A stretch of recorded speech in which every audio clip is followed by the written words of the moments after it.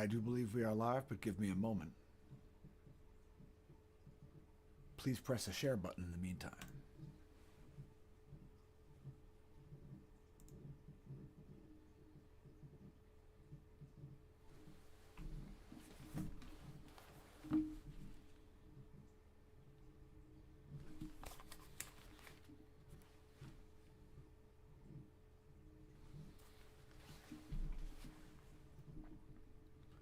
All right, so everything looks just fine. And welcome to the live stream. We're just going to talk U.S. weather. I'm just going to cover some things that I thought were interesting. We've got big pressure gradients over there, and, well, we'll talk all about it. So the first thing we're looking at here, this is the water vapor map for the U.S., and you can see a bunch of dry air here over the southern Gulf, as well as the subtropical Atlantic. All that orange stuff, that is dry, massive air. And then north of that, you've got a corridor of much moister air. So this is, you could call that an atmospheric river if you must have some colloquial name for it, or something for a title of a video or something like that. But it's a lot moister air than the air to its south. And then up here we've got another pressure gradient.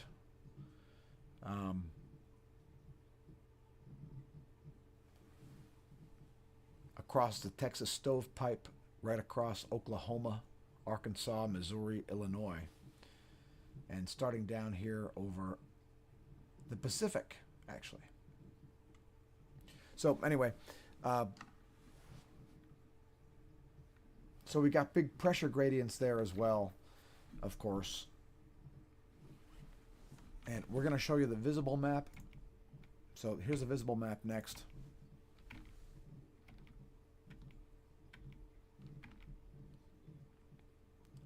That's actually the radar. There's the visible map. And you can see the huge gradient there, across the Gulf. Hopefully not too many people will be saying that's man-made clouds, but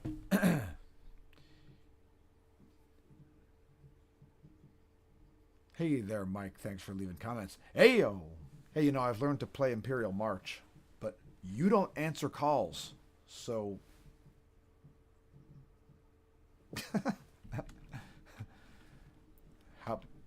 How about answering calls?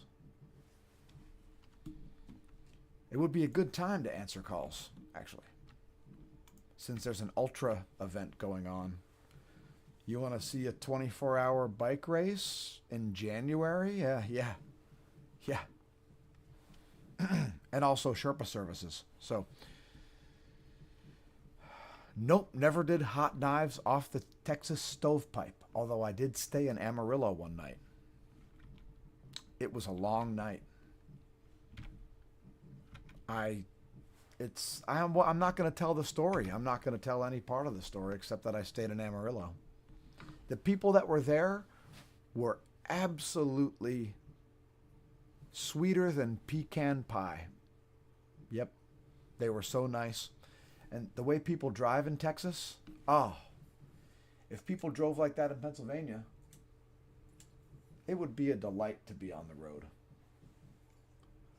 But instead, we have a hellscape when it comes to driving. All right, so yeah, there's a water vapor map, and here's the radar map. You can see a bunch of moisture here moving across the Gulf states into Georgia. It's going to be a wet late afternoon and evening for Georgia. Also, Portland is inundated. So, Portland, most of Oregon. Oregon is a little on the moist side right now. Oregon is very much on the moist side. And anyway, so yeah, that's what's going on for U.S. weather. Pardon me, I'm still getting over secondary post-flu thing. It's super fun. Oh, it's so fun. Let me tell you. And of course, it's always fun when multiple entities owe you many, many thousands of dollars. That's fun too. That's fun. Don't try it at home, kids. It can be suboptimal. Hence, we've created products like Deadbeat World and a song. There's even a song, folks. It's a thing. Anyway, I just wanted to show pressure maps here. Check out the pressure maps. You'll see those gradients that I was talking about. You can see there's a wind gradient here across the Gulf, representing the dry air being sucked toward all that moisture, essentially. And then, of course, you've got cold air playing in here. For the northeast part of the country, what's in charge of the current situation here? Let me get rid of this crap. Bye! What's in charge of the current situation is, for the northeast, two lows. It's the tale of two lows and an anticyclone. So, right in here, you've got, can you see that thing? What the heck? What is, oh. Okay, it played an ad. That's okay. Anyway, as I was saying, what's playing into the northern weather, you've got this dome. This is like a high pressure zone. You see this clockwise rotation? Northern hemisphere, that is an anticyclone. We talked about anticyclones yesterday on the morning live stream. But really, this low and this low, one north of Ontario and one, practically right over Newfoundland there. It's not pleasant in Newfoundland right now. I'll just say that. But that's what's playing into this weather. So we've got this dry, massive air right here. You can see this clockwise rotation, characteristic of an anticyclone. Let's also show temperature because it's very, very cold and very dry. Very cold, dry, and deadly outside. It's only like 28 degrees or something like that in Pennsylvania. I did ride a bike today, if you're wondering. Follow me on Instagram and make sure you install the Don't Die app, folks. Yeah, the Don't Die app. I guess in...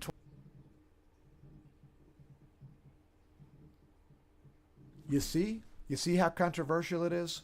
The connection mysteriously disintegrated for a minute. Yeah, so don't die, folks. The best way, the first step to longevity, it's almost like breathing, right? The best way to not die is to breathe.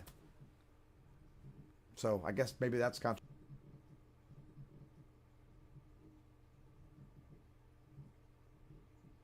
And hey, we're back again. Pardon the other controversial stuff about breathing through your nose. But anyway, as I was saying, a great way to not die is longevity. And a great way to longevity is to not die. So, highly recommended, the Don't Die app. It's real social media. It's actually social. It's not designed. And I guess we're back. I think we're back. Yeah, that's fun. Software disconnected. Not sure why. But yeah, it's very dry here, very dry. And it's a mess. So, I mean, it's going to stay very cold. We're going to be in a deep freeze situation here for an extended period.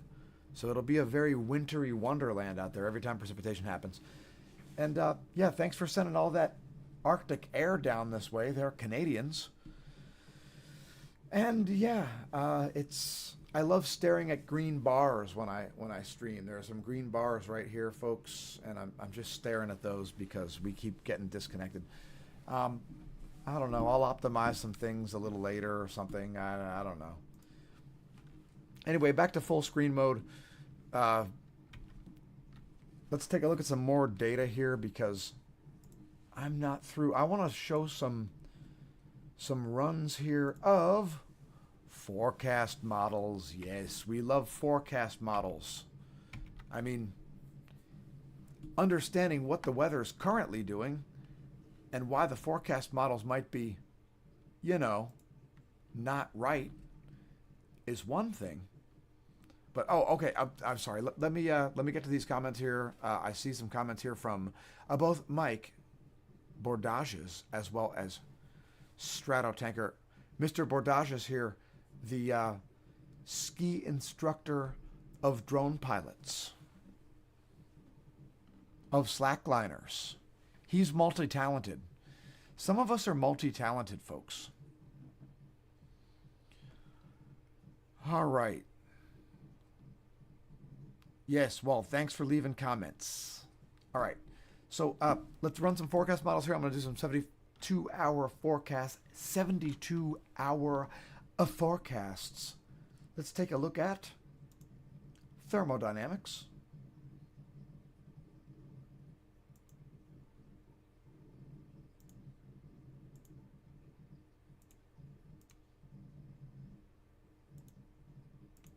So it's quite cold, and it's going to stay quite cold.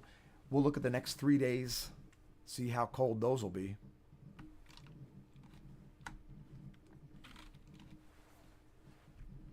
All right, there you go. There's the U.S. And yowzers, Pennsylvania barely getting above freezing for the next 3 days.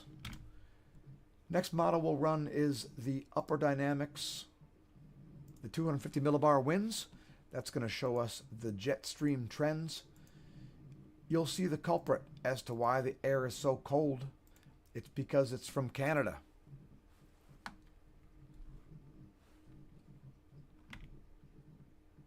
Let me close out this other mother and get back to this mother. Know what I'm saying? All right, so there you can see this push of cold air here starting in Montana, making its way east. And the respite that comes after that is not going to be a great respite for the Northeast, because this is it's going to stay in deep freeze mode, at least for a significant period of time. So there's that. And here's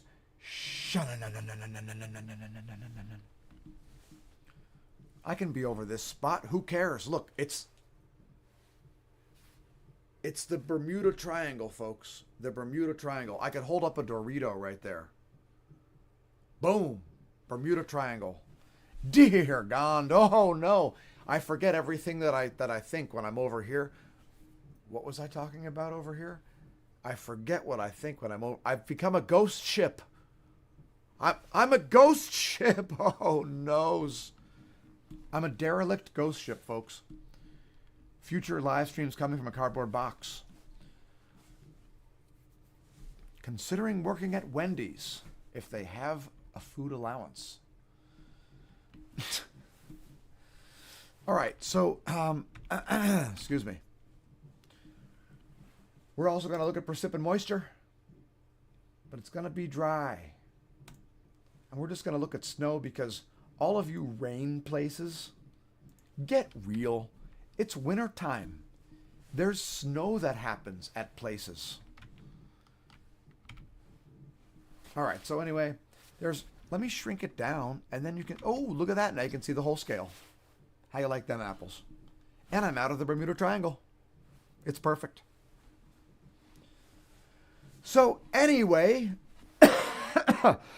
yes, don't worry, folks, the cough, it's just tuberculosis with a side of pneumonia. I like to take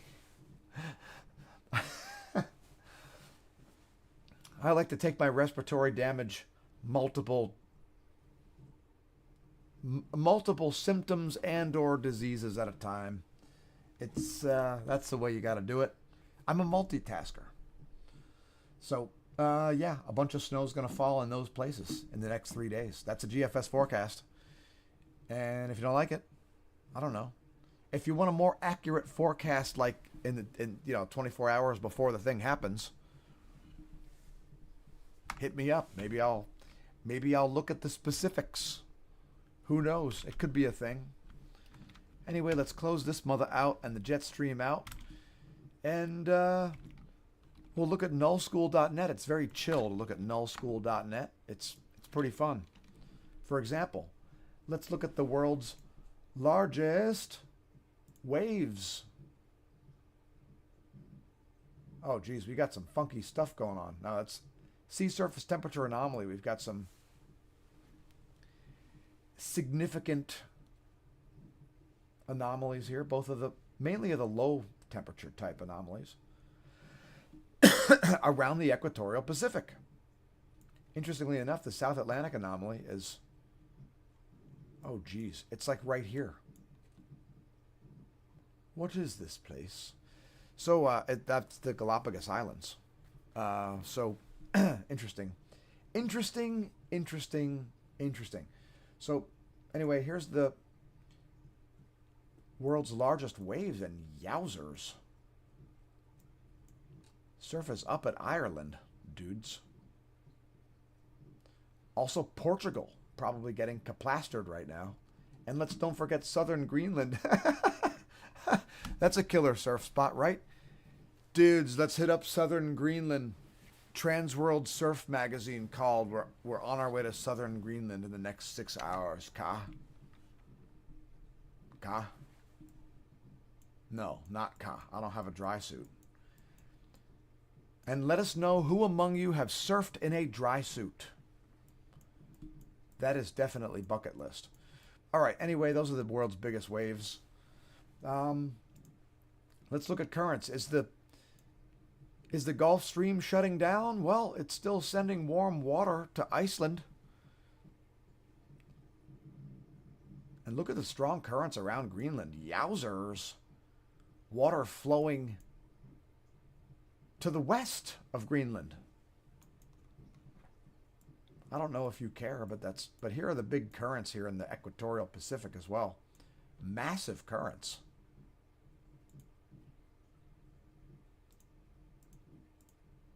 Yeah, 3.4 miles per hour, not too shabby. So this does affect El Nino and La Nina, if you're wondering.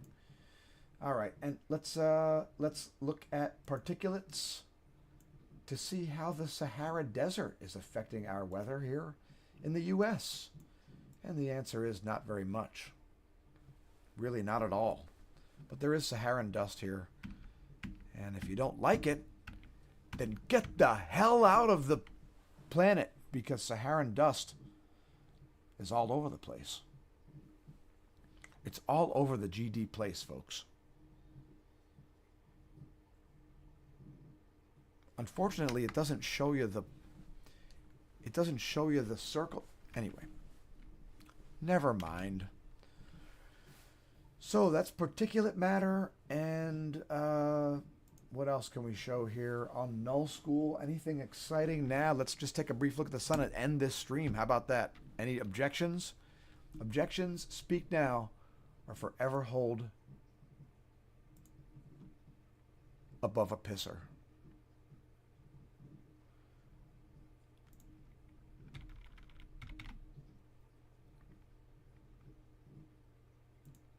Give me the goes. Give me the goes. Break me off some imagery of that. 304. So yeah, that's what's going on the past 2.5 hours or so. Don't accept any wooden nickels. Ah, yes, thanks for joining us there, Mario12359. And yes, every time I watch one of Stefan Burns' videos, I hope that he's wearing a tunic. Did you see that one? There's a meme. But in any case, yeah, it was a delight. It was a delight. And we've been talking to Dave Farina, Professor Dave Explains, because he's so I think we should go on the Discord channel and we should write a script for Professor Dave Explains. Maybe like make a script so it's like a disaster movie or something. Like it's here. I'm gonna create a trailer on the fly, right?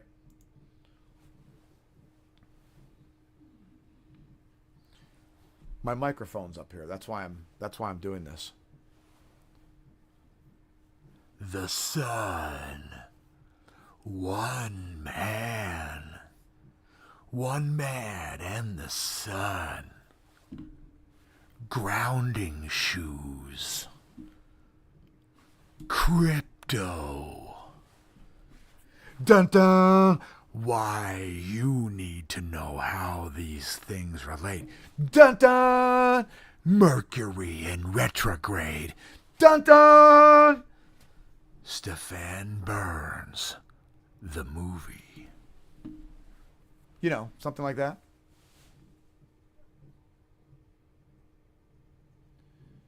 Dude, we have to get the disaster. When is the? We have to see the disaster film. Is it going to show an animation of Earth's axis suddenly shifting 90 degrees in a 24-hour period of time? Can we find one geologist who agrees that Earth's axis shifts 90 degrees in a single day?